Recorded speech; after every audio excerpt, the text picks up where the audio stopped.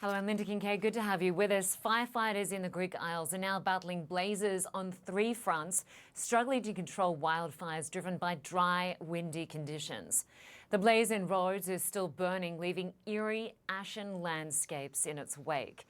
And 2 more fires broke out Sunday on the islands of Evia and Corfu, forcing new rounds of evacuations from both. Well, the multiple fires are snuffing out what is usually high season for Greek tourism, as our KILEY reports. It's a regular visitor wildfire, and no one knows where or when it will strike. This is tourism in the 21st century. The latest maelstrom in southern Europe, Rhodes, an island of ancient ruins facing a modern apocalypse. Intense heat waves have turned forests into desiccated tinder, yearning for a spark to roar into flame.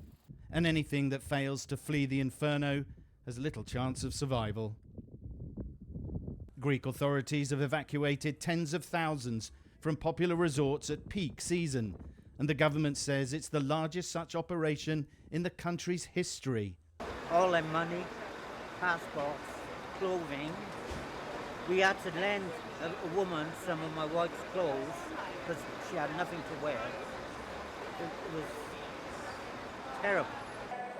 British tour operators are flying empty planes here to bring desperate tourists home.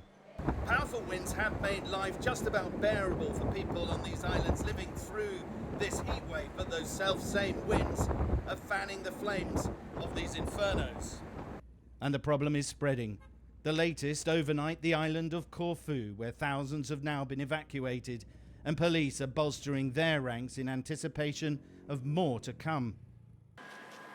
The Greek government has been battling wildfires across the country for a week, during what's expected to be the longest heat wave this country has ever seen.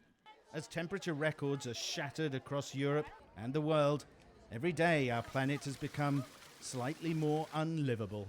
We are experiencing, here and in many countries, extreme climatic events.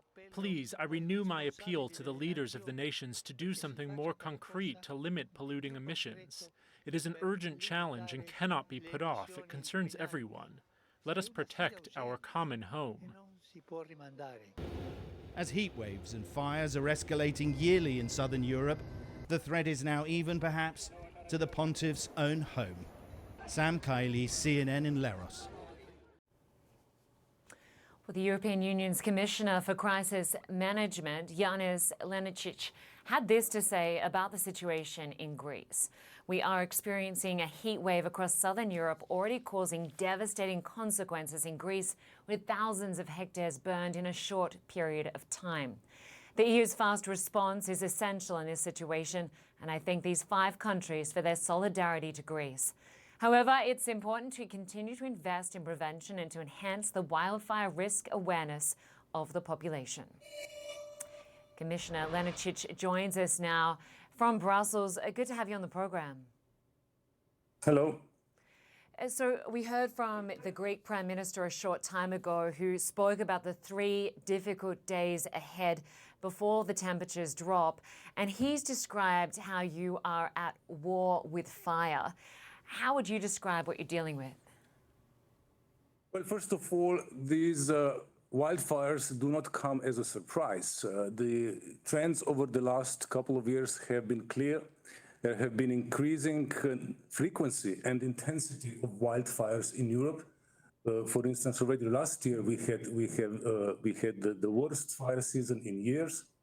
And of course, what is happening this year is not unexpected entirely.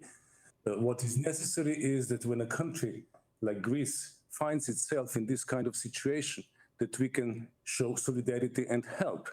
It is now 6 days since Greece requested assistance to the European Civil Protection.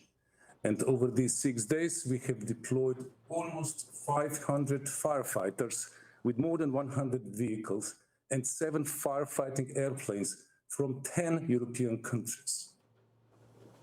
Given that you say this is no surprise, this was expected, do you think enough has been done to prevent just how damaging this has been? Well, first of all, we need to prevent even worse things from happening. And this means that we need to accelerate the reduction of greenhouse gas emissions that contribute to the global warming. Second, we need to prepare for what is a new reality, a new normal. And these heat waves will stay with us. We need to prepare for them. We need to anticipate. And of course, we need to raise awareness of people.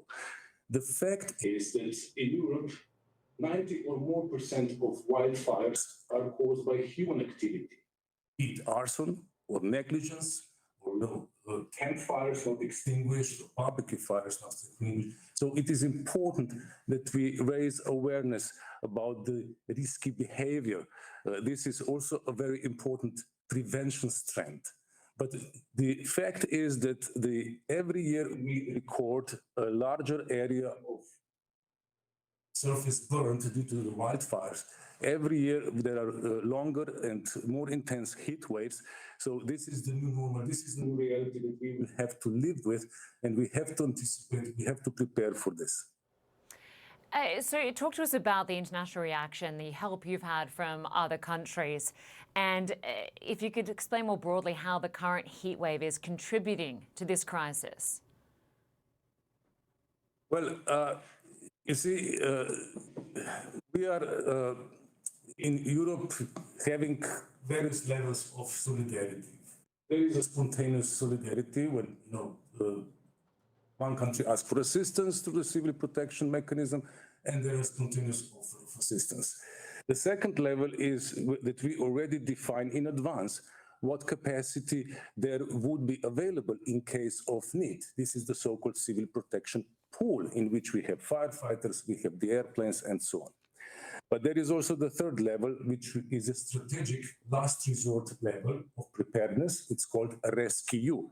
These are airplanes, firefighting airplanes that are purchased and financed by the European Union and are deployed, as I said, as a last resort. When I say that these wildfires do not come as a surprise, I can also say that we have been preparing for that. Since last year, we have doubled the European capacity in firefighting airplanes. We have also pre-positioned hundreds of firefighters in some Mediterranean countries, including in Greece. So we have worked a lot on preparedness, but of course, the dimensions of these disasters are such that it is really a difficult situation. When you have extended drought, when you have extended heat wave, and when you have such strong winds as we now see in Rhodes and some other islands, of course, it's very difficult to bring such fires under control. Commissioner Lenarčič, we appreciate your time today. We have had a little bit of problems with your audio, but we got the message pretty clear. Europe, of course, is the fastest warming continent on the planet, so all prevention efforts are needed. Thanks very much for your time. Thank you.